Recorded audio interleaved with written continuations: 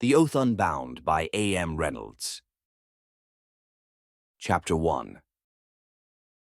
The shrine should have been dark. As Renn Vel Seneth stepped from his shuttle onto the ash-drifted stone of Idon's grave, his boots sank a finger's width into the fine, bone-pale dust. The atmosphere here carried no wind, no life, only a brittle stillness that seemed to press down on the bones beneath the surface.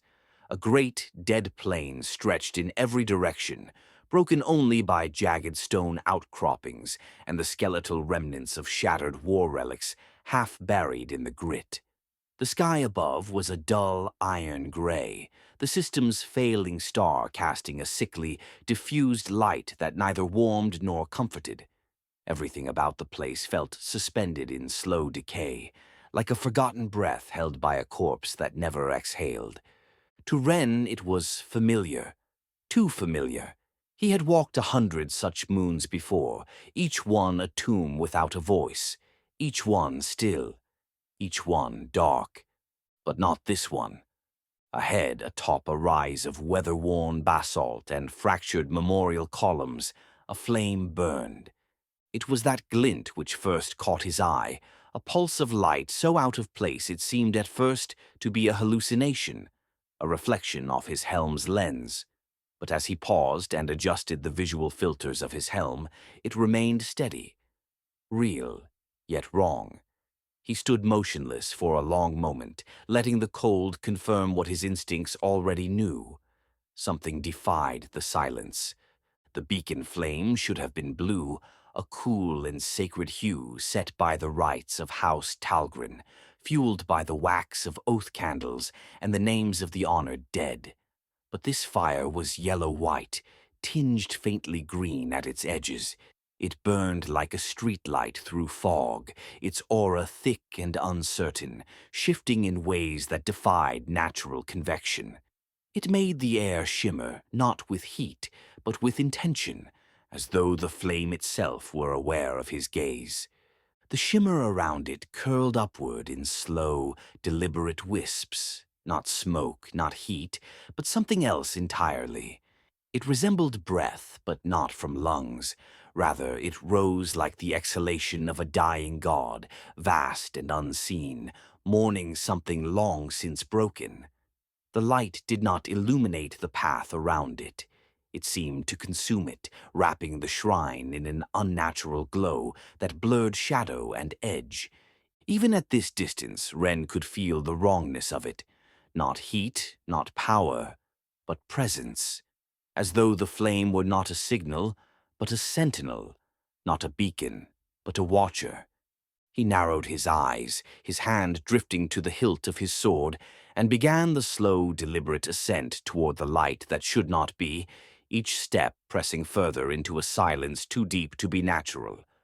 The air was thin here, unfiltered and sharp, stinking faintly of old ozone and something older, a sour metal scent that lingered like the ghost of rain in a place that had never known water. Beneath his boots, powdered bone mingled with volcanic dust, centuries ground down into a sacrament of silence and pressure. The texture was soft, deceptively light, and yet every step felt as though it pressed into the memory of war. No wind moved it. No storm disturbed the moon's stillborn surface. The landscape was fixed in quiet desolation. Hills sloped gently like the shoulders of sleeping giants, and jagged spines of broken architecture jutted from the stone like the ribs of buried titans. Not even the distant crack of settling stone or the whisper of falling debris offered interruption. Only the song of the grave beacon remained, pulsing once every 7 seconds, a low harmonic chime that seemed less like a signal and more like a heartbeat. 7 seconds as per the rite. The sound was not only an auditory rhythm, it was spiritual. It filled the emptiness not with warmth, but with acknowledgement, as if the dead beneath the dust demanded to be counted still. Renn could feel it reverberate through his armor, through his chest, through the grip of his gauntlets. It settled into him like gravity, unseen, unquestionable, and absolute. He moved slowly, reverently, despite the knot forming in his stomach. The rhythm of his steps matched the beat of the grave beacon, grounding him in the right even as uncertainty tugged at the edges of his mind. The pilgrimage was meant to be ceremonial, a sacred path of remembrance, not inquiry. A relighting, not a reckoning. He was a pilgrim, not a judge. This was Shrine 844 of 1000, a number etched into both the records of the Order and the calluses of his feet. It had been his 7th decade on the Oath path. He had knelt before countless extinguished flames and rekindled each one with solemn devotion. Never had he arrived to find a flame still burning. Never had the silence broken itself. Each shrine was a chapter in the long litany of Talgrin memory, each a monument to sacrifice and the echo of promises kept. The flame was meant to sleep until called forth again, until the appointed bearer of the rite arrived to relight it and speak the names aloud, so the living would not forget the dead, and the vow that held the Order together would not weaken. This one had already spoken, and what it said was wrong. He knelt and removed his helm, and whispered into the dust, "Let the silence speak." Behind his right shoulder, Evard, the spirit of his long-fallen brother, shimmered half into view, as he always did when Renn spoke the rite aloud.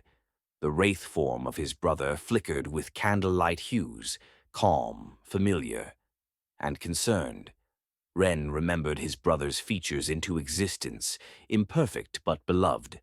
His armor bore no crest, only ash-stained plates and the faint glimmer of an oath that had not yet faded. Most knights of the Talgrin connected with one spirit or another and carried the ritual of summoning in their hearts. It just so happened that Renn's bond spirit was that of his own kin. "You see it too?" Renn asked. Evard nodded, voice like paper turning on fire. "It's wrong, lit from within. You should have brought an archivist." "I carry enough ghosts." "Yes, brother, but that ghost, that one," Evard said, "carries itself." Renn rose and began the climb. His armor, a patchwork of polished silver and etched bone, whispered at the joints, the weight of it bearing not just the burden of battle, but the ritual of memory. Each step made a faint chime where metal met stone, a muted hymn for the dead. The crest of House Talgrin, a black flame over a burial helm, sat proudly on his pauldron, though its lacquer was worn thin from time and ash and reverent neglect. He had not repaired it. That, too, was part of the oath, to wear the scars of remembrance openly, without polish or denial. The hill rose gently, as if not wanting to offend the dead. It curved like a shoulder laid to rest beneath a funereal shroud, stones arranged along its path like vertebrae of a spine long buried. Around him stood the grave markers of Talgrin knights who had died holding this moon during the Third Silence, stalwart defenders who never surrendered, whose blood had soaked the soil before it turned to dust. The names were carved into obsidian cenotaphs, now dulled and weathered, the precision of their lettering softened by centuries of silence. Some were broken, split clean by time or war or something worse. Others leaned toward one another as if still standing watch. Renn slowed as he passed them, touching 2 fingers to his helm in salute. He knew some of the names. Others had become myth. Still others had been scratched out by time or intention. Yet they all stood. That too was their oath. But at the summit, the beacon was alive. It rose from a plinth of cracked steel and bone glass, shaped like an outstretched hand. Time had worn the hand's edges smooth, but its posture still suggested an offering or demand. The flame in its palm burned not with memory, as it should have, but with presence, a force that defied the sacred stillness. Renn approached, boots grinding softly over gravel and regret. He knelt again, this time more cautiously, the wrongness of the flame humming beneath his skin like static. From the reliquary at his belt he withdrew a candle, a thick cylinder of Talgrin blue wax, each side impressed with the names of the fallen. Not printed, but pressed and carved. Craftsman hands painstakingly etched each mark with a vow. He held it near the flame. Instead of lighting cleanly, it sputtered and screamed. Not a sound or a voice, but something primal and piercing that clawed into the bones of his ears, into the marrow of his thoughts. The flame flared red, angrily, violently, and spat sparks into the windless air, each ember vanishing in an unnatural spiral. The candle in his hand curled black as if gripped by invisible fingers. The names melted away first. He dropped it, reflex overriding reverence, and his hand went to his weapon. In one practiced motion he drew his blade, a relic longsword etched with vow script down its fuller. The metal hummed softly as it cleared its sheath, catching the corrupted light like a mirror catching a nightmare. The flame shuddered in response, its light rippling outward in concentric waves that made the air itself seem to bend. The aura pulsed, not like fire, but like breath. An inhalation held just a moment too long. And somewhere deep beneath the surface of the hill, something stirred. The motion wasn't seismic, wasn't natural. It was timed, purposeful. The earth did not crack or quake. It listened and then responded.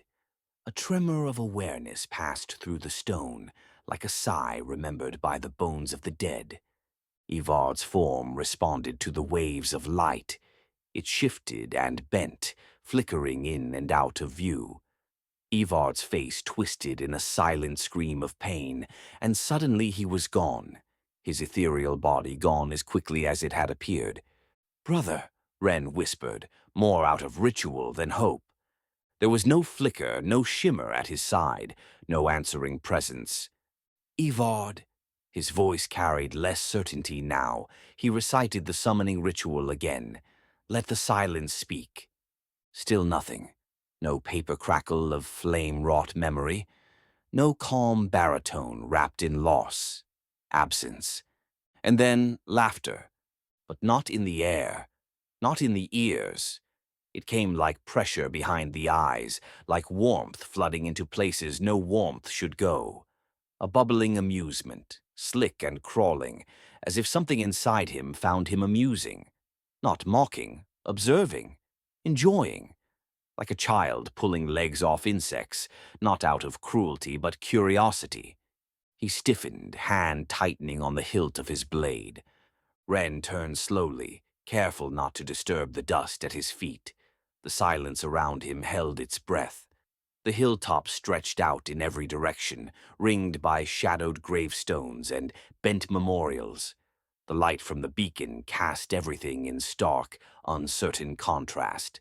Shapes lengthened or diminished based on nothing visible. The shadows pulsed with a rhythm that did not match the grave beacon's chime. They moved off time like a second heartbeat layered atop the first. The flame still burned, the beacon still stood. But now it seemed less a monument and more a door left ajar, humming with a presence that had been waiting far too long. He turned back toward the beacon. It had not changed, not visibly. But Renn felt it now, not just the presence, but the attention. As though whatever had stirred beneath the surface now had eyes, and they were fixed on him. The oath fire stood. But for the first time in 70 years, Renn Vel Seneth did not know for whom. Chapter 2. The silence did not return. Renn remained motionless for several moments, his breath shallow, the flame at his back whispering in a language not made for mouths. The sword in his hand vibrated faintly, a quiet resistance to whatever had settled into the stone of this shrine. He had drawn it on instinct, but it felt right, necessary, as if the relic itself remembered something he had not. He sheathed the blade slowly, reverently, but did not take his eyes off the ground ahead. The flame pulsed softly behind him, its aura no longer flaring, but watching. Yes, It felt like watching, as if by drawing his sword he had been measured, judged. "Evod," he said again, quieter this time. Still no answer. He stood alone. The silence that had once defined the shrine was now replaced by a listening stillness, an expectancy that curled around the stones like breath held too long. The beacon should have quieted. The flame should have gone out when rejected. That was the way of the rite. But it burned. Renn turned back toward it, taking slow, careful steps. He dared not approach too closely again. The corrupted fire shifted slightly in his peripheral vision, as if it moved without moving, as if its edges were uncertain when watched directly.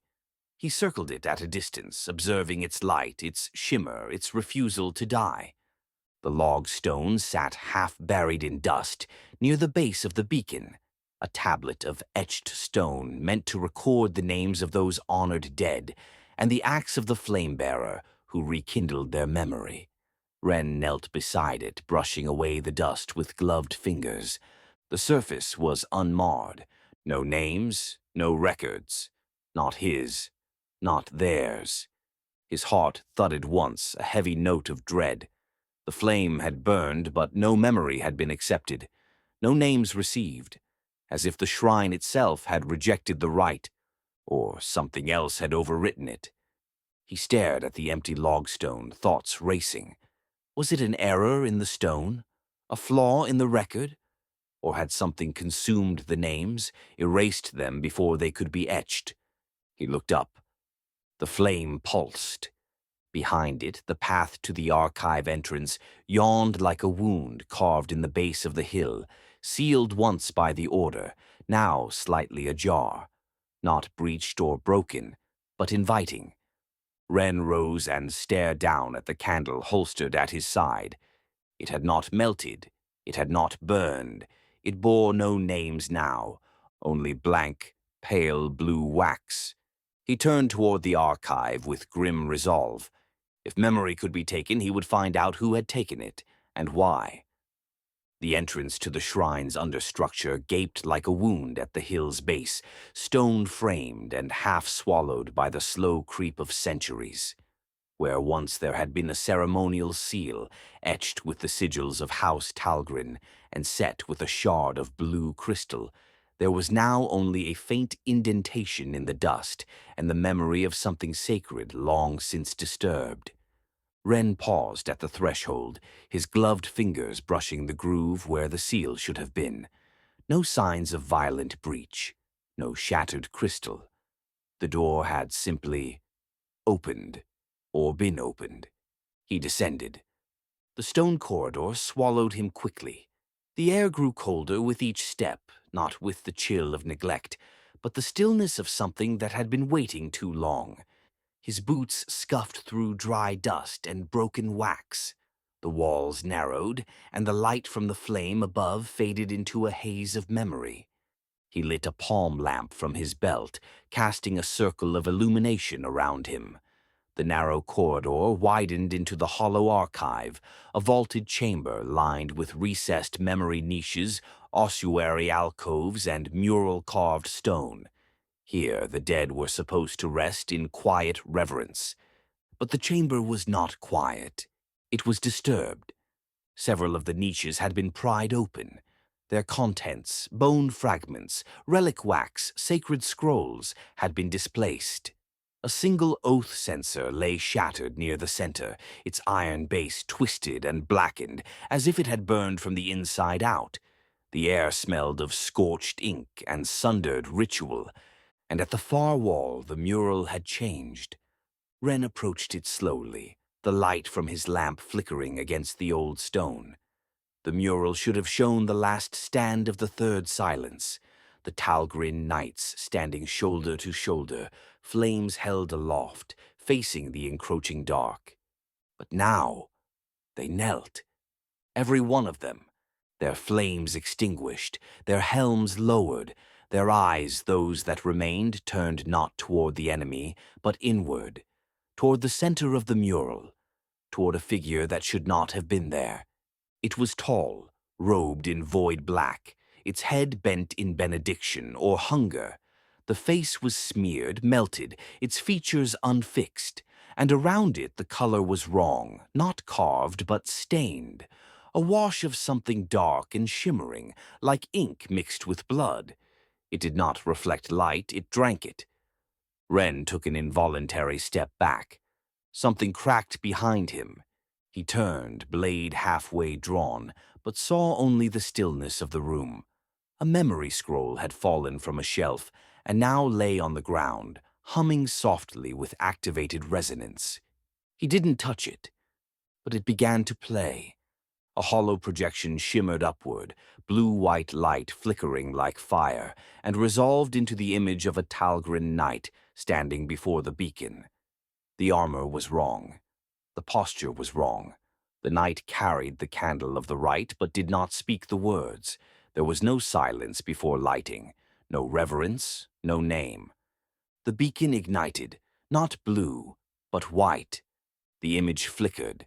The knight's face blurred, then vanished, consumed by static. The projection faltered and ended abruptly. Renn stood alone in the archive, breath held tight, fingers curled around his sword. Someone had come before him. But it had not been a Talgrin, and the shrine had remembered it anyway. Renn moved deeper into the archive, the air thickening as the passage narrowed.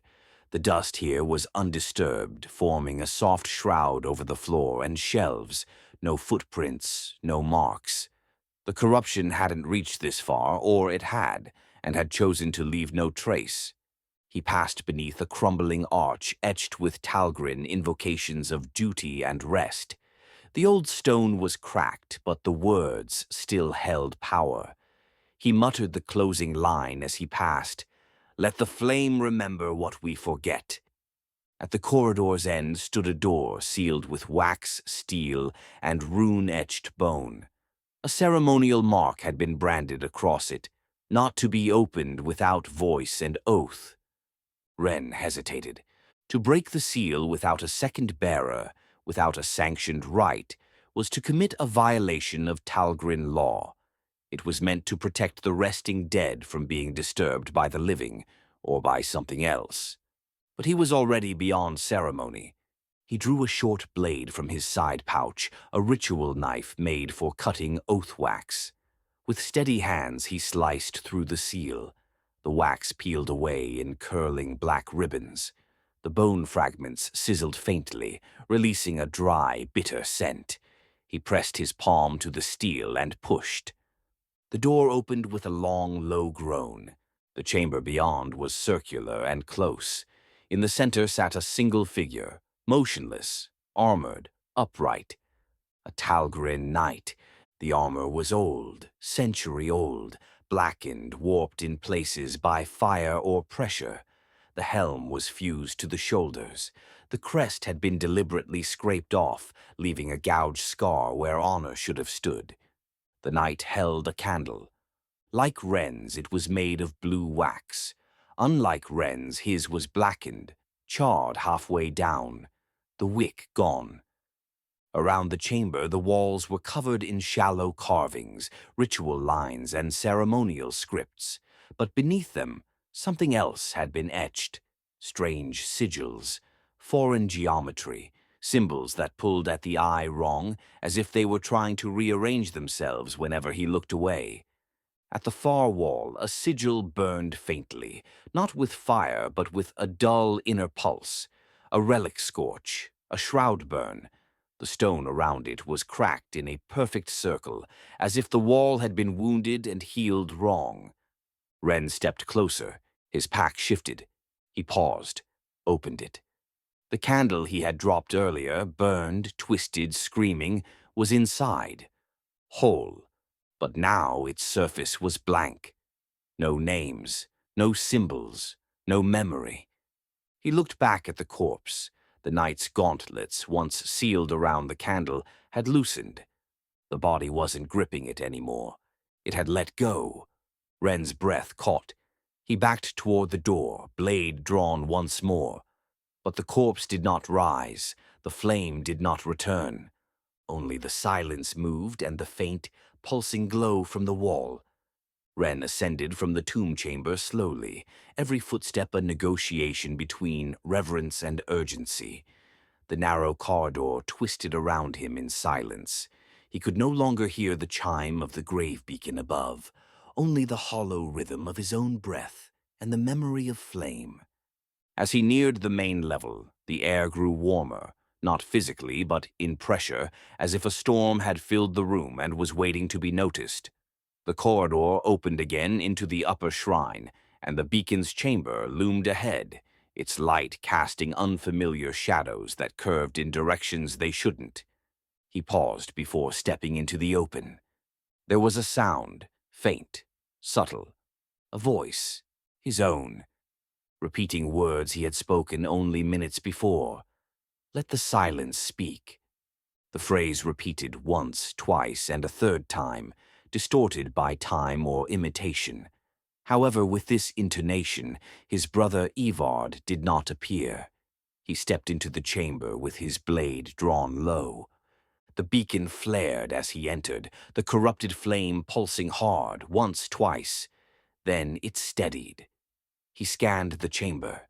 It was empty, but the voice continued, whispering phrases from the right, echoing faintly from the walls. Each repetition grew softer, more warped, and less human, until finally it stopped mid-sentence. He turned in place, heart beating heavy. Finally, he saw it, a glimpse, not direct, not clear. In the far corner where the shadows from the beacon bled into the curved wall, a figure stood. It was armored, broad-shouldered, familiar, but the proportions were off. Its limbs were too long, the helmet notched wrong, as if someone had studied him and mimicked the form, but missed something essential. Renn blinked, and the figure was gone. He rushed to the log stone. The surface had changed. Where once it had been blank, a message now ran along the edge, freshly etched in a script that mimicked Talgrin calligraphy, but didn't quite obey its rules. The flame remembers. The flame forgets. The flame waits. Renn stared. Slowly, he reached for his candle. It was warm to the touch, and it was no longer blank. A single name had been etched into its wax, a name he knew, his own. Chapter 3. The name hadn't faded. Renn sat beneath the hollow arch of the shrine's central vault, the candle cradled in his gloved hand like a relic recovered from a battlefield. It should have been cold, inert, nameless. Instead, it burned faintly with residual warmth, and the wax bore an imprint he had never carved. Renn Vel Seneth, etched with perfect precision into the blue wax. The letters shimmered faintly in the half-light of the corrupted beacon, as if the flame had branded him not only into the candle, but into the shrine itself. This wasn't part of the rite. He had relit thousands of shrines across hundreds of forgotten moons. He had spoken names back into the universe, remembered the lost, whispered oaths into stone and silence. But never, never had a candle borne the name of the living. That was a final gesture, the last memorial, a signal that the soul's passage was complete. He turned the candle in his hand slowly, the wax catching strange reflections from the flickering beacon behind him. His name remained, crisp and perfect. The more he stared at it, the more he felt it looking back. He rose to his feet. The shrine walls felt closer than before, narrowing in as if trying to cocoon him. The logstone hadn't changed, and the figure in the shadows was gone. But the message etched into the stone remained. The flame remembers. The flame forgets. The flame waits. He had no memory of writing it. And yet, the script resembled his own. Not exactly, but close enough to unsettle, like a mirror crafted by someone who had only heard of reflection. Renn stepped away from the beacon and moved to the outer chamber, the candle still in his hand. He tried to drop it. His fingers wouldn't let go. He gritted his teeth, forcing his grip open with the other hand. The candle fell, no heavier than it had ever been, and landed on the stone with a soft knock. It didn't roll. It didn't crack. It simply settled there, as if waiting to be retrieved. He stepped away. It was then he noticed something else, something subtle, yet unmistakable. The flame was quieter, not in its sound but in its presence, as if the act of naming him had satisfied it, or marked a transition. Renn turned toward the corridor that led deeper into the shrine's lower levels. He had seen a sealed passage beneath the tomb, a stairwell partially collapsed, its warding rune half erased by time or intent. He had ignored it before, deeming it a dead end. Now he wasn't so sure. He cast one last glance at the candle before going further. It hadn't moved. It was just a candle, after all. Renn knew candles could not move, but for some reason, he was sure that particular candle had power. He knelt and gingerly retrieved the candle from the floor. He silently acknowledged the mystery of the thing. My name? Why? What is this all about? He placed the candle in his satchel of supplies. This time, the candle allowed him to let go. Renn descended into the lower levels of the shrine, each step echoing like a whispered threat. The corridor he followed was narrow and half-choked with fallen stone, as though the shrine itself had attempted to forget whatever lay beneath. It was not part of the standard design. He had memorized those long ago. This passage was older, buried intentionally, its presence undocumented. He passed beneath a cracked arch carved with glyphs, whose meanings had been worn smooth by time. The familiar Talgrin invocations were here, but subtly wrong, phrases rearranged, oaths inverted, as if written by someone who understood the form but not the meaning. Some of the carvings had been scratched over with deeper, harsher marks, foreign sigils, angles that curved where they shouldn't, spirals that led nowhere. He lit a second lamp and pressed deeper. The corridor eventually widened into a domed chamber, a sanctum. The air here was still and sour, thick with the scent of old incense and something metallic, like blood left to dry beneath altar stone. The floor was tiled in pale ceramic, but it had been cracked in concentric rings around the center, not from age, but from heat. At the heart of the circle was a stone basin, dry and fractured, surrounded by relic implements, broken censer chains, twisted bone quills, and strips of parchment so faded they looked like discarded skin. This was no archive. It was a votive space, but not for remembrance. Something had been bound here. Renn stepped into the chamber, the lamps casting long shadows across the fractured floor. On the far wall, a single glyph glowed faintly, burned into the stone with heatless fire. It wasn't Talgrin. It wasn't human. It was one of the symbols he had seen beneath the seal in the tomb above. The shroud burn had spread further than he thought. He moved toward it slowly, trying to avoid stepping into the cracked ring, but the moment his boot crossed the outer edge, the temperature dropped. His breath misted in the air. A low tone began humming behind his ears. Not sound exactly, but a vibration in the marrow. He took another step. The basin flared with a brief flash of light, like an echo of fire long extinguished. And then it was still again. On impulse, Renn reached into his coat and pulled out the small bone charm he carried for protection, an oath token from his investiture. It should have resonated in a place of Talgrin's sanctity, should have hummed with the memory of his vow. It was silent, dead. He lowered it and looked again at the walls. They were covered with ritual script, much of it familiar but warped in purpose. Some of the vows were written backwards. Others had been interrupted mid-sentence and replaced with curling glyphs of uncertain origin. He had the sickening realization that this wasn't just a shrine. It was a mirror, a twisted reflection of Talgrin's ceremony, built with the same tools, the same stone, but with different intent. like someone or something had studied the sacred and reshaped it to serve another memory. At length, he saw it. In the corner of the room, tucked behind the altar, was a second log stone, smaller than the one above. Personal, the kind used in solitary rites. He approached it, heart pounding. Etched on its surface were only a few lines. Here lies he who lit the flame without a name. Here waits he who bore no oath. Here walks he who remembers you. Renn stepped back, hand tightening around the hilt of his sword. There was something terribly wrong with this place, but it knew him, and worse, it expected him. Renn retraced his steps through the warped sanctum, leaving the mockery of the logstone behind. The flickering glyph on the wall pulsed dimly at his back, like a closing eye. He didn't speak, not even to himself. The air was too thick with consequence, and he feared that any word, any sound, might wake something meant to sleep. He passed back through the corridor beneath the shrine, following a narrow branching hall he hadn't noticed before. The way was tight, almost choking, the walls pressed close with a pressure that wasn't physical.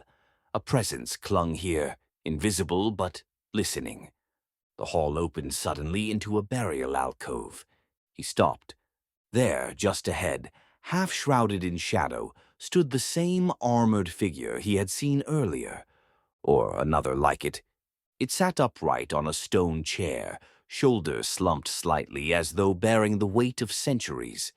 Blackened Talgrin plate wrapped its form, scorched at the joints, warped at the pauldrons.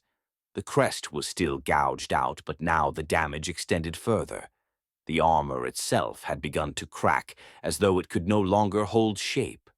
Renn's breath caught. The candle that had once rested in the corpse's hands was now absent.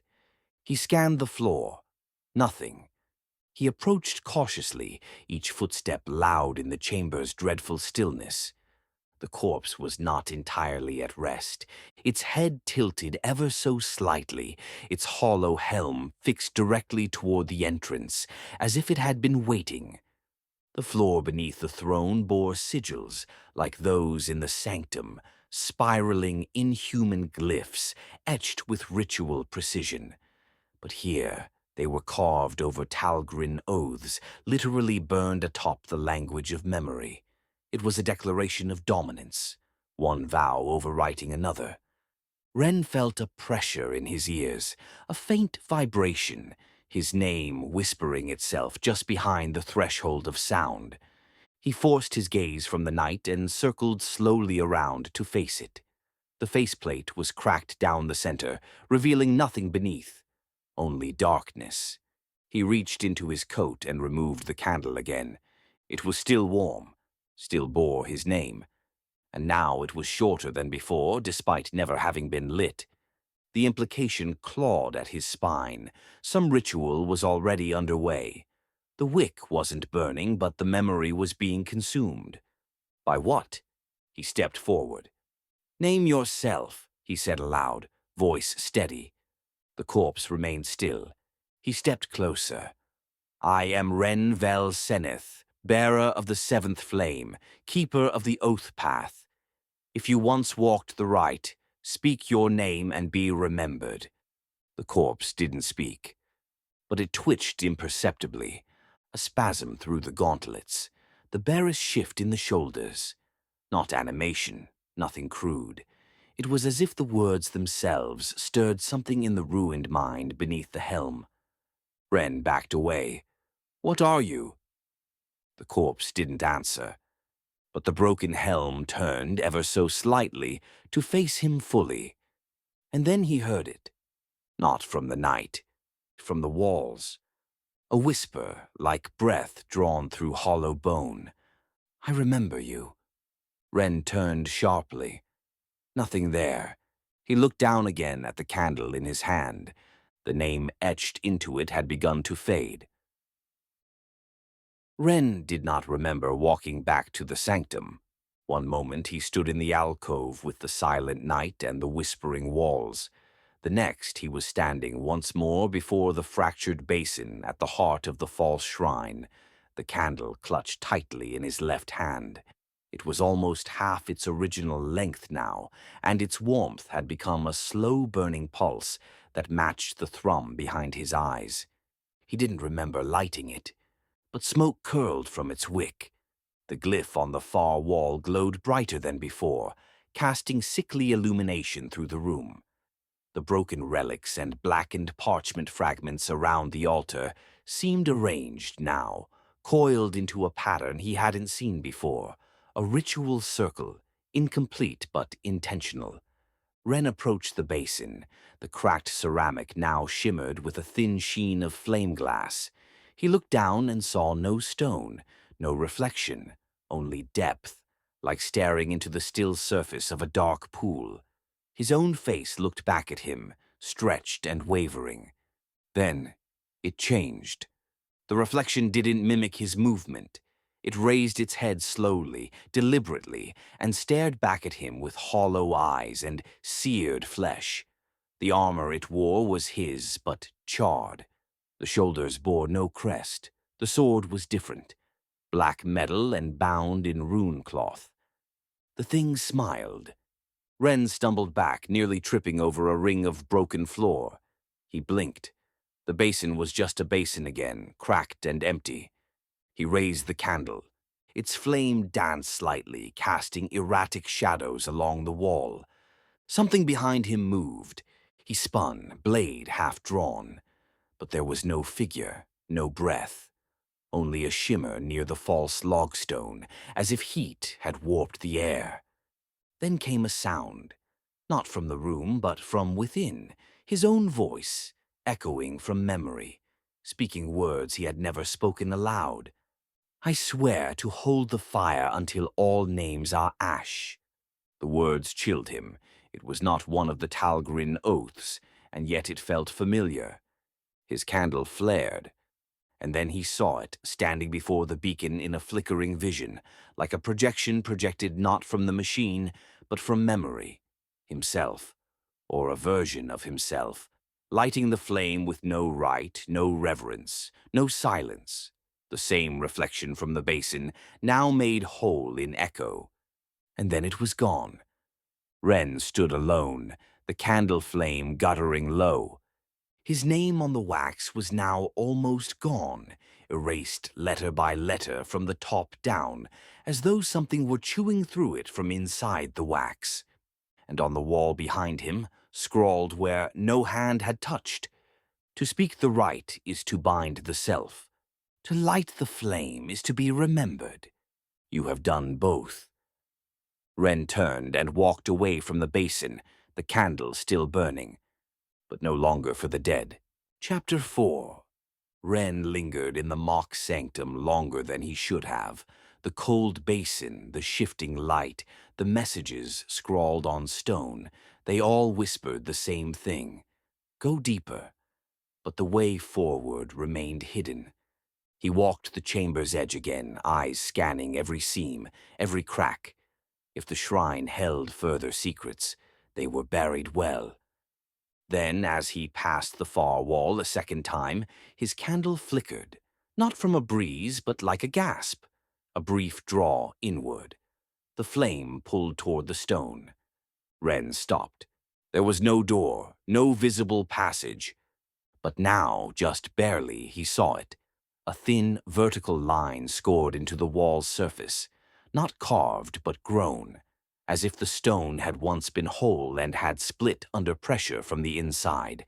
And just above it, a symbol, the flame motif of the Talgrin oath, stylized in the old way. Crude, uneven. Before he could think better of it, he pressed the candle against the symbol. The flame flared once, white gold. The wall opened with a soft hiss, no hinges, no sound of stone on stone, just a parting, like skin yielding to a scalpel. Beyond was a narrow stairway descending into pitch blackness. It was clearly not of Talgrin make. The steps were too smooth, too shallow, made from some composite of bone-white ceramic and metal filigree. Veins of pale blue light ran down the walls, pulsing in time with the beat of his candle's flame. Renn hesitated at the threshold. There were no records of substructures beneath Aiden's grave, no blueprints, no mentions in the Order's histories. If this place existed at all, it was buried beneath centuries of forgetting. And yet it welcomed him. He stepped through. The air changed instantly. Drier, sharper. It smelled of ozone, scorched parchment, and something bitter, like a flame just snuffed. His boots rang faintly against the strange stair material, each footfall answered by a muted echo from below.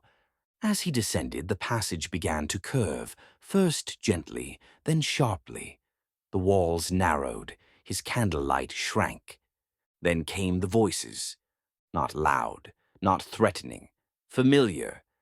They came between steps, layered in the silence, his own voice speaking fragments from old missions, oaths recited during his investiture, the sound of his breath on the day of his first shrine lighting, all out of order, all slightly wrong in timing or tone. This flame remembers you, Oath-bearer Vel Seneth. You carried us. He stopped and looked behind. No one. Looked ahead. The stair continued, tighter now. The light veins in the wall shifted hue from pale blue to dim violet. The flame on his candle guttered sideways for a moment, then righted itself.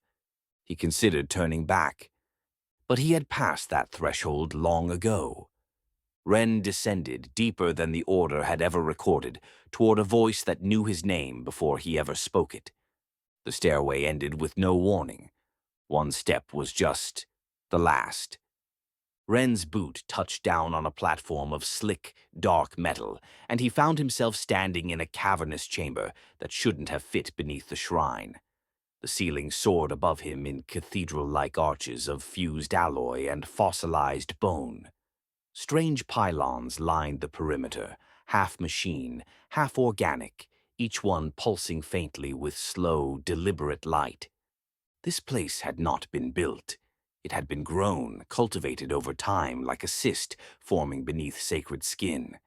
He stepped forward, the sound of his movement dampened by the strange, spongy texture beneath the metal floor. Veins of crystal filaments spidered through the surface, and they responded to his presence, lighting faintly under each footfall, trailing ghost light behind him like footprints in mist. Ahead, the chamber narrowed into a focus point, a circular platform ringed in silver-gold wiring and hung with talismans, scraps of Talgrin armor, shattered relic candles, cracked oath crests. This wasn't just a room. It was a core, and at the center stood a pedestal. Renn approached it slowly, the candle held in front of him. The air hummed faintly here, charged like a waiting storm. The pedestal was made of the same bone metal as the stairs, but its surface was etched with Talgrin script, real script, not imitation. The names carved there were old, many of them lost to living memory. He recognized a few. One especially, Sir Renn Vel. He had vanished over a century ago, presumed killed during a failed rite near the edge of the Breach Moons. His name had been marked unremembered in the records. A rare dishonor. Why was it here? Renn stepped closer. The pedestal had a shallow bowl at its top, clearly designed to hold something. He hesitated. Then, slowly, he placed his candle inside. The flame touched the bowl's inner rim and ignited something hidden. The entire chamber responded. The pylons brightened. The crystal veins on the floor flared once in unison. From the walls, a low harmonic tone resonated outward, vibrating through the bones of the shrine. Something ancient and mechanical stirred. And then, a voice. It came not from the pedestal, not from speakers or echoes, but from inside Renn's mind, clear, calm, composed.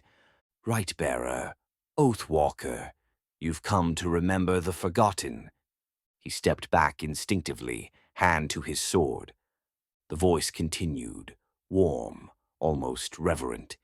"You've come for me." It paused, then said softly, "I am Sir Renn Vel, or what remains." Renn stared at the pedestal, the voice still echoing softly inside his skull. "I am Sir Renn Vel, or what remains." The candle on the pedestal flared slightly, casting long shadows across the chamber walls. The shimmer of the crystal veins slowed their pulse, steadying into a rhythm that matched Renn's breath, or perhaps his heartbeat. He didn't answer right away. The voice hadn't felt like a recording. It had shape, presence, and patience. It was waiting, and it knew he would respond. "You're dead," Renn said at last, the words falling flat in the air. "You were listed as unremembered. Lost." A pause, then the voice replied, calm and unhurried. "Yes, my body failed, but my vow did not. My flame would not go out." The words had the cadence of a Talgrin oath, but twisted, the meaning softened into something stranger. Renn felt it coil through him, comforting and wrong at the same time.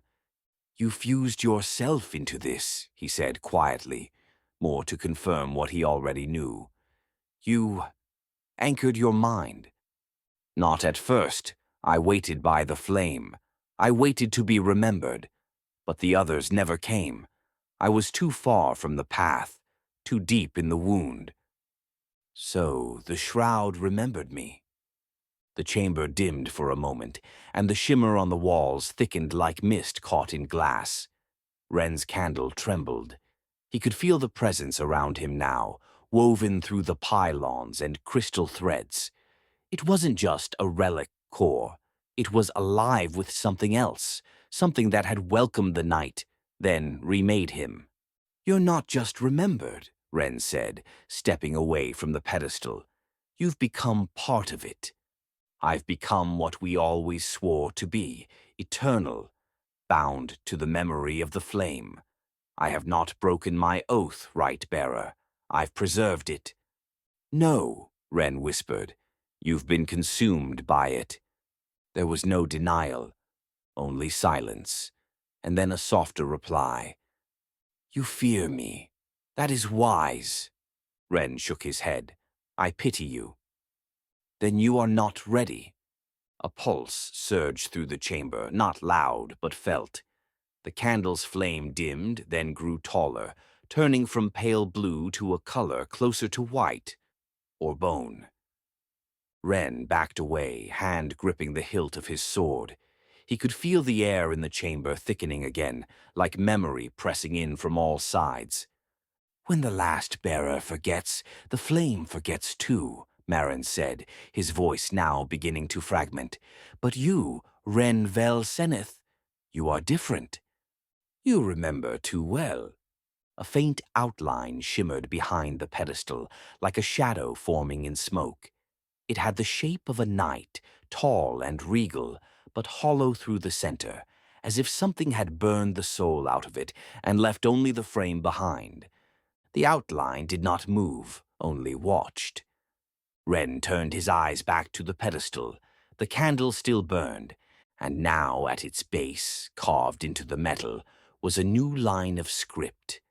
Vel Seneth, Oathbound, Witness, Successor. Renn stepped back. He didn't remember writing that, and yet the script was in his hand. Renn stepped away from the pedestal, the candle's flame casting nervous light over the curved chamber walls. The shimmering outline behind the pedestal remained motionless, watching without eyes, a presence clothed in memory and ritual ash. The voice had gone quiet, but not gone. It hovered, like breath caught in the throat of the room. The chamber shifted beneath him, subtly at first. A hum rose in the metal underfoot, pulsing low, slow, steady. It was like the heartbeat of something dreaming or waiting. He turned toward the far wall. A second passage had opened, no sound, no warning, just an absence where there had been solidity. It led into a tunnel of fused alloy and obsidian glass, far older than anything Talgrin had built. The air that spilled from it was heavy, thick with dust and something older than decay. He advanced, slow and wary. The tunnel narrowed, then opened again into a chamber unlike the rest. It was spherical, perfectly symmetrical, and entirely black save for a single shape embedded in the floor at the center. A vault seal, round and smooth like glass, its surface dimly lit from within by a pulsing red glow. Renn stopped at the edge. The seal was carved with two crests. The first, ancient and weathered, bore the mark of House Talgrin, his house, barely visible beneath the grime of time and smoke. The second was newer, fresh. His own name, Vel Seneth, was etched beneath the Talgrin sigil in clean, precise lettering, still flaked with curling bits of metal dust, as if the carving had just been finished. Not hours ago, not days, moments. Renn reached out, touching the seal with his fingertips. It was warm. When the last light dies, the voice of Merrin whispered behind his ribs, not in his ears, the oath becomes yours. Renn stepped back, hand still hovering in the air. The candle in his other hand flared again, just for a heartbeat, then dimmed to a thread of blue fire, nearly gone. He didn't want to ask the question forming in his throat, but it came anyway. "What's behind that door?" Merrin's voice was almost gentle now. "The flame you lit, the vow you inherited, the memory we could not bear alone." Renn stared at the seal. It pulsed again, not like a machine, like a heart. And it was waiting for him to open it. Chapter 5. Renn stood before the vault, the silence thick around him like wool soaked in oil. The seal pulsed beneath his hand, warm and rhythmic. Alive. He didn't move yet. The candle in his other hand burned low, barely more than a stub now, but its light still held a stubborn flame. The words engraved in the metal stared back at him. Renn Vel Seneth. He took a breath, not because he needed strength, but because the moment demanded something ritual, something final. He looked down at the center of the seal. A socket, round and shallow, had begun to open, splitting along hidden seams in the metal. It waited. Renn lowered the candle into it. The moment the wax touched the metal, the flame flared, bright, searing white. The vault responded immediately. Gears shifted somewhere within the walls. The floor vibrated beneath his boots, subtle at first, then with increasing force. A thin seam of red light began tracing the edge of the circular seal, spiraling outward like an ember racing through paper. Behind his eyes, the voice came again, calm, steady, familiar. "You've walked far, Right Bearer. Too far for this to be undone." It was Merrin. Renn didn't answer. "I was the first to remain. I did not regret it. Not at first, but I've forgotten what I once feared, and I cannot remember why it mattered. You still can." The light around the vault brightened, steam hissed from unseen vents, and a ring of glyphs emerged from the floor, slowly turning in opposite directions. Renn drew back as the center of the seal began to rise, lifting like the lid of a furnace. Heat spilled out, dry and sharp. "You will not find what you expect," Merrin said. Renn tightened his grip on the hilt of his sword. "Only what you carry." With a final hiss of air, the seal split completely, and a stair revealed itself, spiraling down into a chamber of flickering light and shifting smoke. The candle in the socket guttered, then held steady. The vault was open. Renn stepped through. The stair wound downward like a drill into the planet's marrow, the air turning dense and sharp with every step Renn took. The walls here were different, no longer alloy or stone, but layered glass shot through with threads of living crystal. They pulsed gently with internal light, like veins carrying some unseen current. At the bottom, the stair opened into a vast, circular chamber. Renn froze at the threshold. He had no language for what he saw.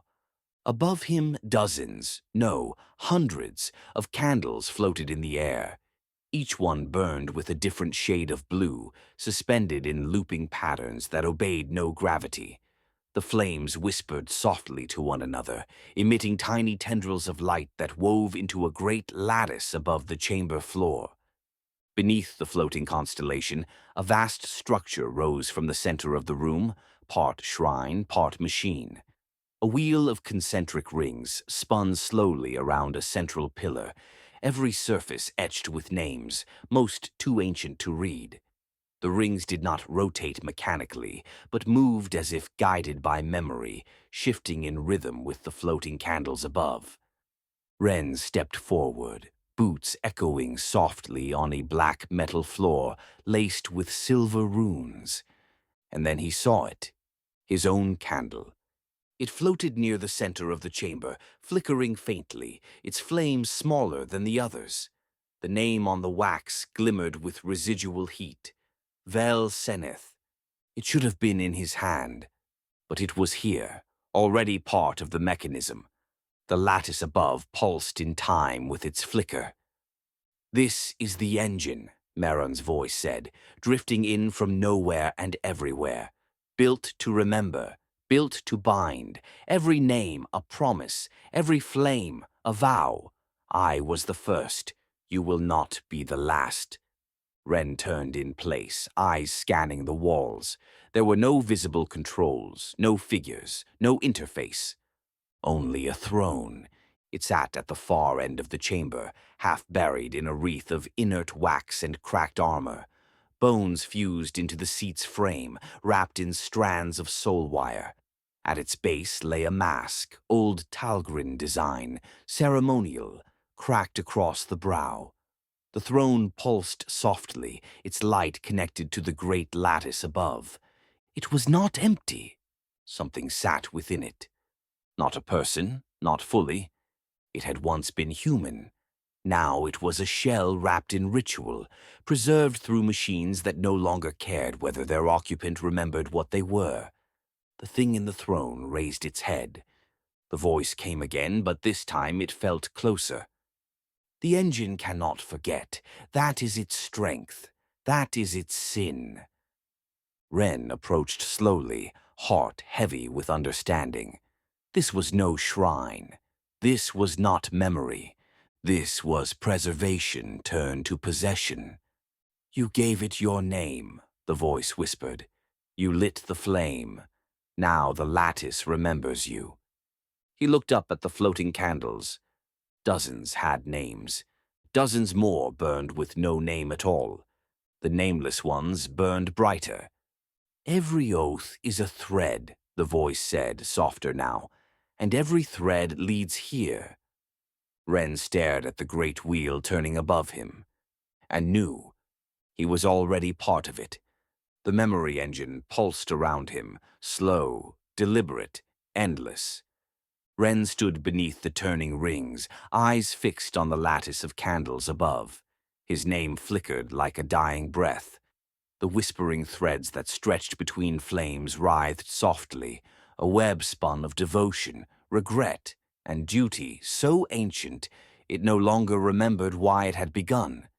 He stepped toward the throne. The thing seated within it did not move. Its form was bound in layers of ceremonial armor and relic tech, its limbs wrapped in soul wire and ossified wax. Its face had long since vanished, eroded, melted, or carved away. Where its eyes had once been, candlelight shimmered softly, reflections from 1,000 remembered vows. "You see it now," the voice said from everywhere at once. "This is what becomes of devotion without end. This is what memory becomes when it refuses to fade." Renn reached out toward the remains of the throne. His fingers hovered just above the cracked mask at its base. It had once belonged to a Talgrin knight. He could see the crest, the flame sigil etched into its brow. Not Maron's, older. There were others then. Dozens, hundreds. This was never about remembrance, Renn murmured. It was about containment. They built it to preserve us, the voice said, quiet now. But preservation became hunger. The engine remembers what we cannot let go of. It feeds on what we refuse to surrender. He looked up again. The nameless flames burned brightest. Those who gave their names freely were bound gently, the voice said. Those who clung to them were burned clean. Renn turned slowly, taking in the scope of the chamber. No exits, no wardings, no silence left, only choice. I can walk away, he said. The voice paused. Yes, but the name remains. The flame will follow. He looked back at the throne. Or, the voice said, you can take the seat. A chill passed through him. No. Then choose. In the center of the room, below the lattice, a new pedestal had risen. On it lay a blade, not his own, but of Talgrin make, the kind used in rites of unmaking, not combat. Its edge shimmered faintly with blue fire. Renn approached it slowly. He knew what it was. Not a weapon. A key. He looked down at the flame floating above, his own name flickering dimly. Burn the name, the voice whispered. No longer Marin, no longer anything human. And be forgotten. Or let the flame consume you, and be eternal.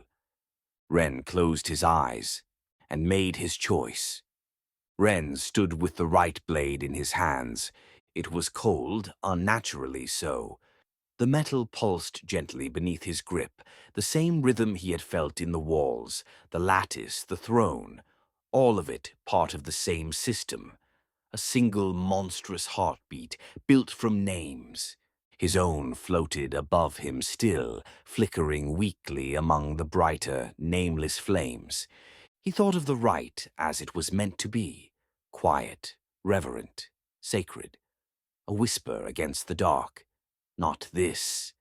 This machine of binding, this endless cycle of memory, ossified into ritual.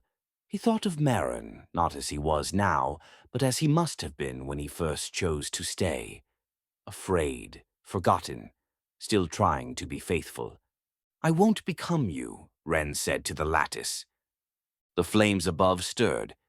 Then you will become nothing. Renn stepped onto the central dais.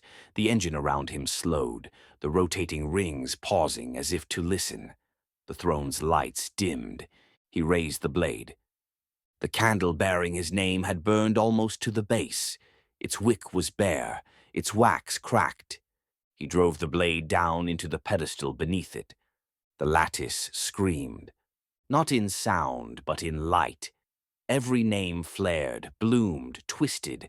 The nameless ones flared brightest, then began to unravel, their flames spinning into thread-thin strands that lashed through the air like nerves exposed to flame.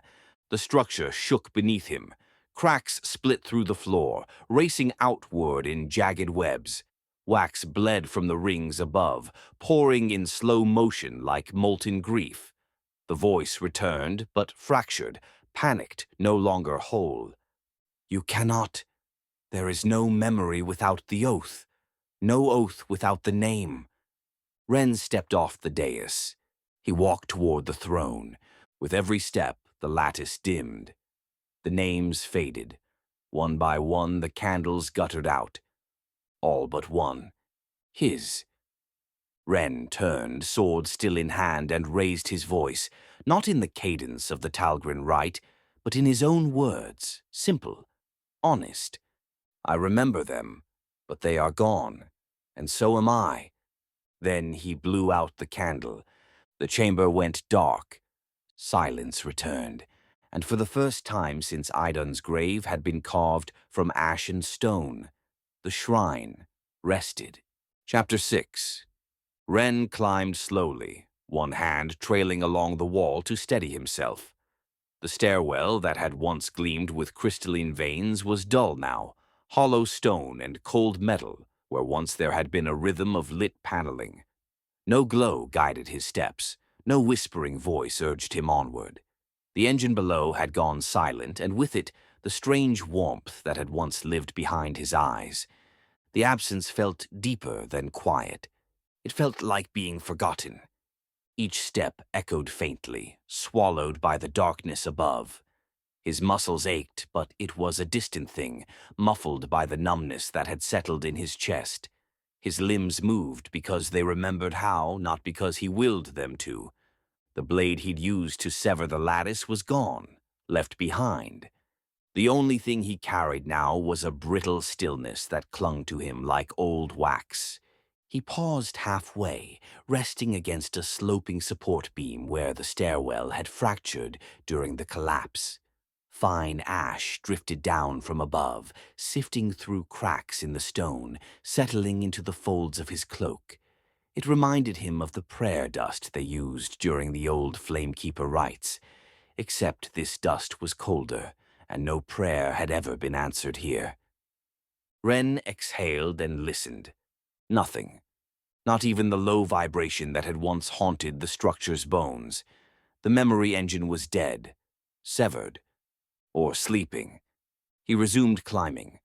The upper levels were worse, twisted corridors where the walls had warped, sagging under their own weight. At one turn, a corridor had partially collapsed, forcing him to crawl through rubble, dragging himself past broken relic fragments and charred remnants of armor left from some forgotten era. He did not stop to wonder whose it had been. There were no more names here.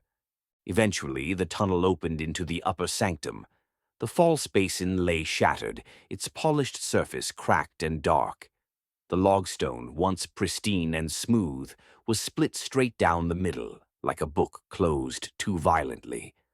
Renn stepped into the center of the chamber. The air smelled different, dry, untethered. The beacon platform where the corrupted flame had once burned was now scorched black. Not a single flicker remained. He approached slowly, expecting something, movement, heat, the echo of a voice. But there was only stillness.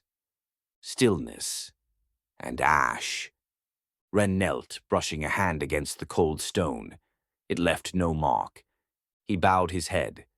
There were no names to speak, no rite to perform, just the silence. He rose again without a word, turned toward the lightless stairway, and stepped into the gray that led back to the surface. The sky over Idon's grave was darker than Renn remembered. Not the darkness of night, but something heavier, denser, an overcast weight that pressed down on the ash-covered hillside. The air had lost its edge of static, the ever-present hum of relic energy that had once haunted the shrine now fully gone. Even the wind had changed. It moved without voice, stirring the soot without purpose. He stepped out onto the ancient stone terrace and looked toward the beacon. It had gone black. The once sacred flame, corrupted though it had been, was extinguished entirely. The brazier that crowned the shrine stood choked in soot, its metal rim warped and half-melted. No smoke rose from it, no shimmer of residue. Only the silence of something that had burned itself out too long, too hard. Renn approached it slowly, not expecting warmth, but surprised all the same at how cold the stone had become. He reached out and touched the edge of the beacon's base. His fingers came away streaked in fine white ash. The logstone remained nearby, still cracked from top to base. Renn circled around it, scanning for any mark that might have appeared since his descent. His name or another's. There was nothing. No memory, no lie. Just a dead stone. He turned toward the slope of the hill where the shrines of older knights and forgotten pilgrims ringed the lower terraces. Most were weathered, their carvings worn smooth by wind and time. He had passed them all on his way in, silent witnesses to the rite he thought he'd perform. Now they felt reset, as though the mountain itself had exhaled and forgotten everything that had come before. He crouched at the base of the beacon, sifting through the ash where he'd first placed his candle. There, something faintly reflective, buried just beneath the surface. He reached in. A sliver of wax, blue, unburned. It cracked the moment he touched it. The fragment crumbled in his palm. No scent, no heat, no name. He let it fall and wiped his hand clean. Out of habit, he whispered the opening line of the flame rite. Let the silence speak. The wind stirred around him, but it said nothing. Renn made his way down the slope of Aiden's grave, away from the ruined shrine, the cracked log stone, and the cold beacon. His boots disturbed a shallow drift of ash that coated the hillside like a burial shroud. Every step sounded too loud in the empty world around him. He didn't know where he was going. There was no rite to complete, no words to carry back. He had no name to deliver, no memory to preserve. The wind pushed against him now and then, gentle but insistent, as though trying to remind him he was not yet finished.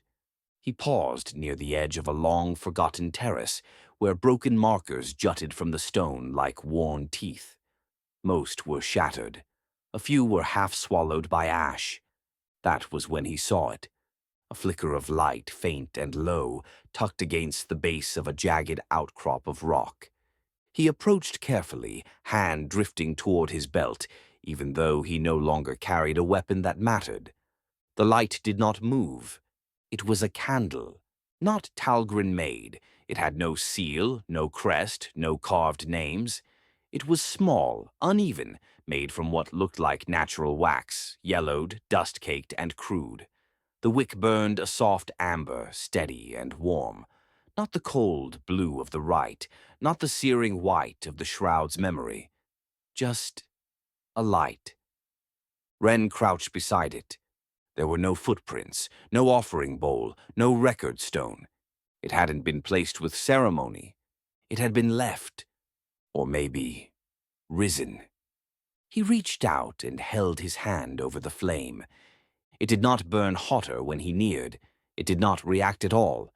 It simply existed, quiet, enduring. He touched the base gently.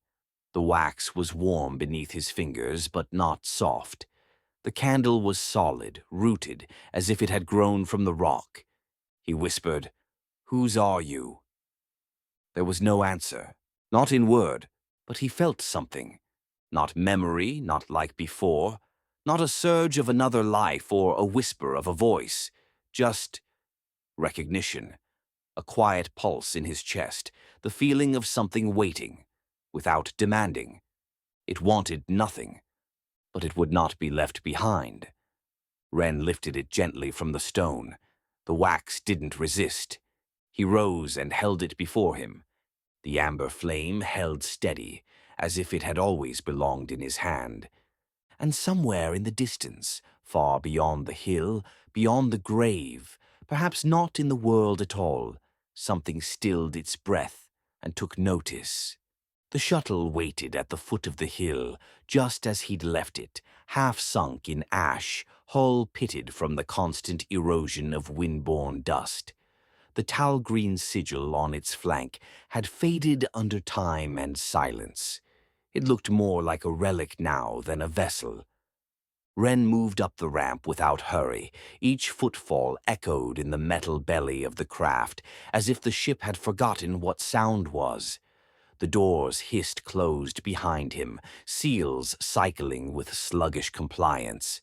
He set the amber candle on the console beside the pilot's seat. Its flame swayed gently as the cabin pressurized, casting golden light across the darkened controls.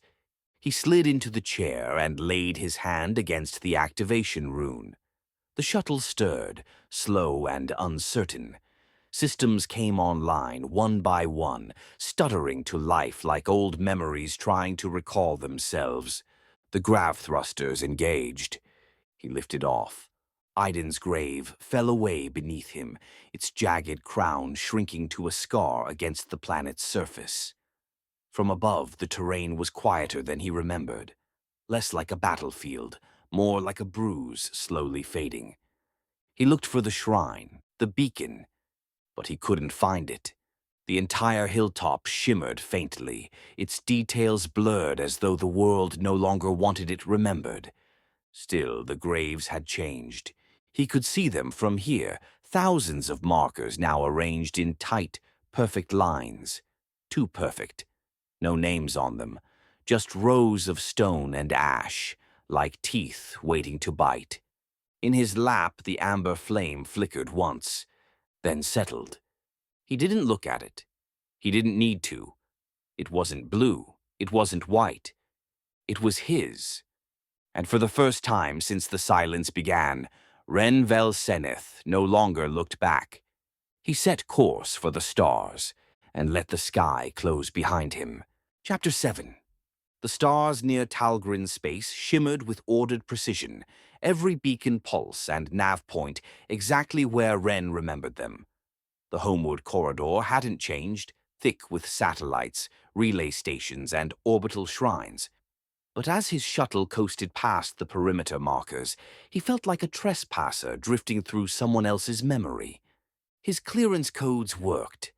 That was the first wrong thing. No challenge, no delay, no acknowledgement. Just a soft chime and a green light on the console, as if the systems recognized a shape, but not the soul inside it.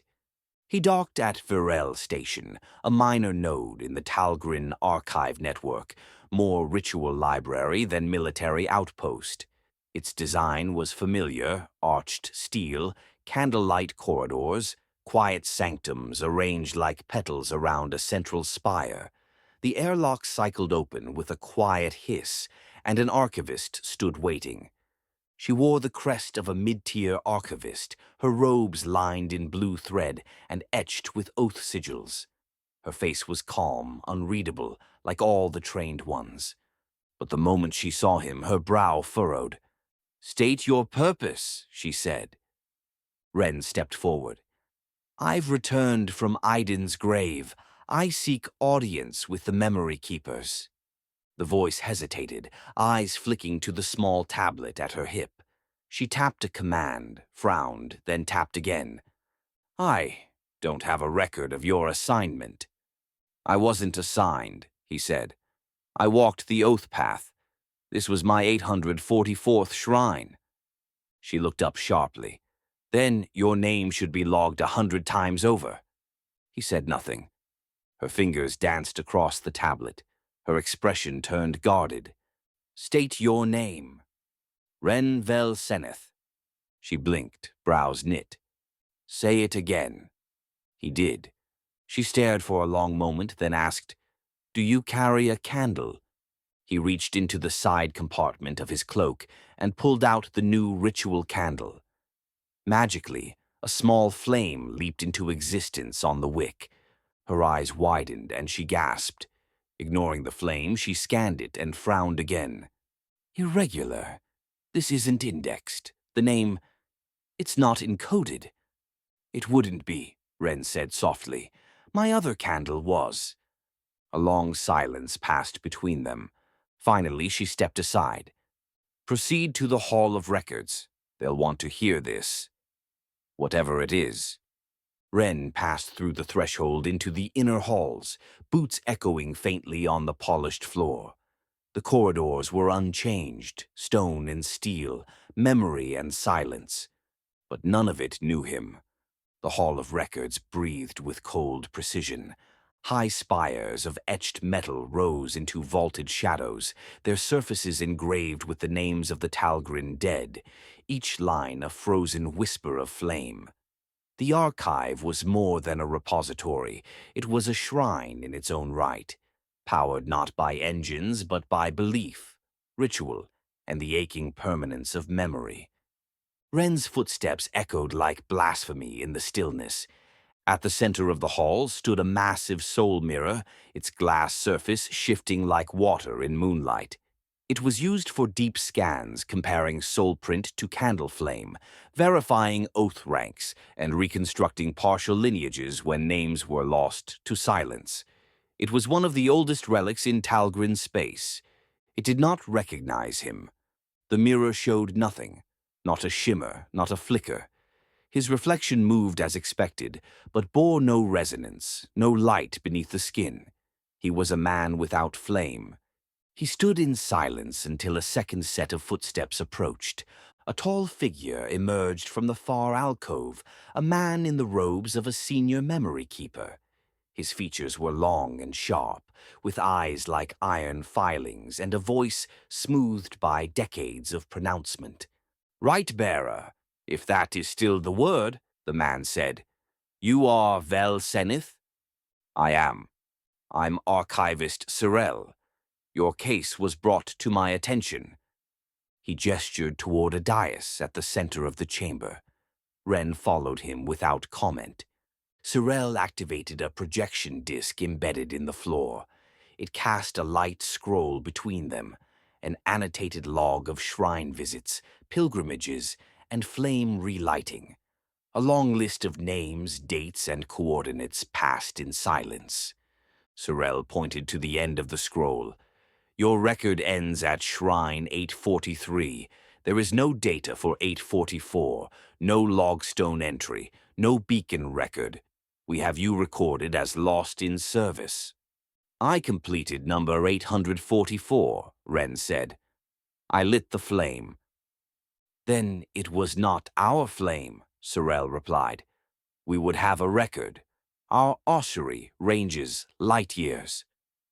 Renn didn't blink. "It burned." "That's not what I said." The archivist paced slowly around him. There was no confirmation pulse, no candle link, no oath ripple. The beacon at Aiden's grave did not return to the network. There was no memory recorded, no name bound. Renn said nothing. Sorel stopped beside him.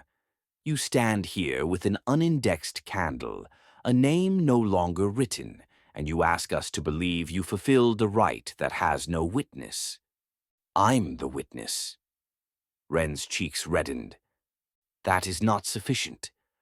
Renn reached into his satchel and retrieved the stub of the amber candle. He placed it on the projection disc. Sorel stared at it. The tiny glowing ember lit to a full flame.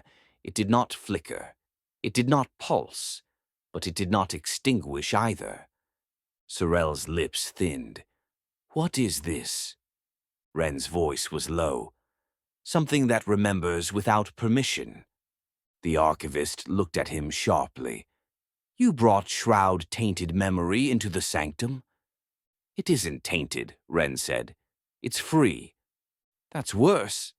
A tense silence hung between them. Then Sorel gave his judgment. "You must surrender the object for analysis and undergo cleansing." "I don't need cleansing. I came here to show you this and ask if you've ever seen something like it, not to be subjected to judgment. I'm not unclean." "You are. You brought this thing to a holy place. You verge on disobedience, Oath-taker." "Have you seen anything like this candle before, Archivist?" A long silence passed between them. "No." "Then I'll keep it and continue to search for answers." The archivist perched his fingers and scowled. "I'm not sure that's the best course of action, but you may keep it and be stricken from the record.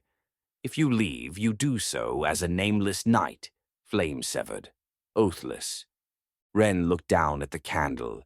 The flame burned a little brighter. "I'll take my leave then," he said, and took the candle back. Sorel nodded. "Then your path is no longer Talgrin." "I never asked it to be." Renn wandered the lower tiers of the archive station alone, past the ceremony halls and flame chambers, past the elevated tiers where the chorus of voices maintained the continuity of oaths, and down into the relic vaults, quiet, neglected corridors where old rites were buried, and the stone remembered more than the people did. The silence here wasn't hostile, just absent. He found it near the end of a narrow corridor lined with extinguished flame holders, a single recessed alcove bearing a long-faded inscription. Initiation. Renn Vel Seneth. Rite-bearer 3rd class. The etching was shallow. Most of the pigment had flaked away. A faint outline of his crest still clung to the wall, fragile as memory. No light rose from it. No candle, just dust. He stared at it for a long time. They'd kept the record. Barely. But it was already dying of neglect. He could almost respect that. He figured the initiate record state was more a result of neglect and lack of time than any malice. At least here, no one was pretending to remember him. He sat on the floor beside it, back against the wall, and pulled the amber candle from his satchel. It glowed softly in the dimness, casting warm shadows across the etched name that the choir no longer cared to preserve. He whispered the words of the rite, not loudly, not formally, just enough for the stone to hear, if it still could. Let the silence speak, let the flame remember. The faintest whisper of a breath passed Renn's ear, and he smiled. Brother. His candle flared once, briefly, before settling back into its quiet glow. He pulled a worn scroll from the storage crate beside him, a discarded slate once used for scribe training. With a fingertip dipped in dust and ash, he wrote his name again. Renn Vel Seneth. No archivist would record it. No herald would carry it forward. But it was enough. He leaned back against the wall, letting the flickering light wash over his face. This was not a name bound to flame. This was a name set free. The docking bay was virtually empty. Just the low hum of energy fields holding atmosphere in place and the soft buzz of shuttles on standby. Renn's vessel sat alone at the end of the platform, dark and waiting.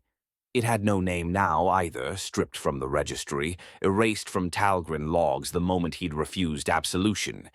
He moved without ceremony. No honor guard, no rites, just footfalls and breath. Behind him, another set of steps approached. Archivist Sorel stopped a few paces short, his hands folded neatly in front of his robes. You've chosen an arduous path, he said. Harder than death. Renn didn't look back. It's not the first time. Sorel's voice remained level, but the edge of ritual had dropped from it. You could have been forgiven. The rite cleanses flame. You know this. I don't want cleansing. The archivist took a slow breath. Nameless fire is unpredictable. It won't protect you. The system won't shield you. You'll be alone in the dark. Renn turned to face him, the amber candle cupped in one gloved hand. Its flame burned quietly between them. I've already been there. He stepped onto the shuttle's ramp. Sorel didn't follow. Then go, the archivist said. The archives will forget you. The heralds will not announce your name.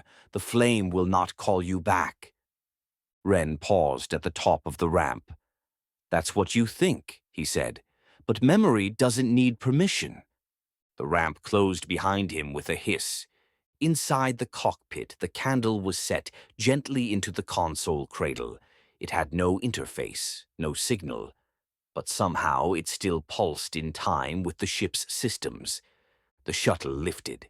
No ceremony marked his departure, no witness, no send-off, just the stars opening before him. As the ship accelerated into the void, a soft chime sounded from the long-range comm system. Unusual, unauthorized. He checked the signal. It was a short packet. No sender, no origin. Just a message. Light recorded. Designation unknown. Location, Genth 6. Renn stared at it. The amber flame flickered once, as if amused. He adjusted his course and turned toward the next forgotten fire. Chapter 8. The sky above Genth 6 was the color of old iron, streaked with static and cloud smoke that never quite cleared. Once, long ago, this world had thrived, a colony built on agriculture and mineral wealth, with orbital spires and a memory temple raised to rival those of the inner systems. Now it was a husk. Renn's shuttle descended through a break in the clouds, engines straining against turbulent crosswinds. Below, fractured rooftops poked through fields of rust-colored moss. A derelict satellite dish jutted sideways from a collapsed communications tower. No lights flickered on the surface. No beacon welcomed him in. Just a world that had been forgotten. The shuttle settled onto a cracked landing platform near what had once been a civic plaza. The stone beneath the struts was marked with glyphs, worn smooth by centuries of wind. Talgrin's script, barely legible. Renn descended alone. He wore no crest, no robe, just a travel-worn cloak, light armor beneath, and the amber candle tucked inside a leather case at his hip. The wind here smelled faintly of iron and wet stone. It carried no threat, but it carried stories, if one listened closely. Locals watched him from a distance.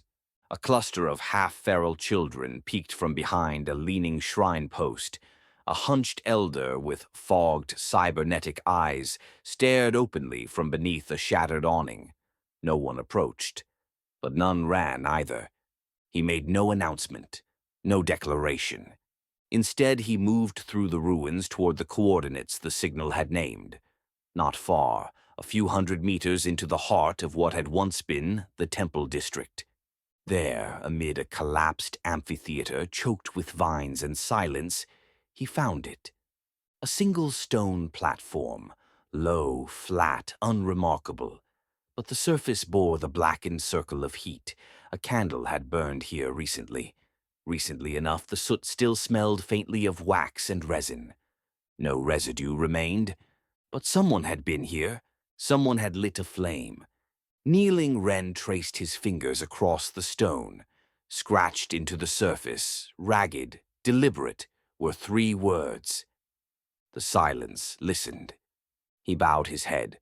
The wind pressed gently against him, warm now and carrying a scent he had not smelled in years. The faint trace of memory left freely.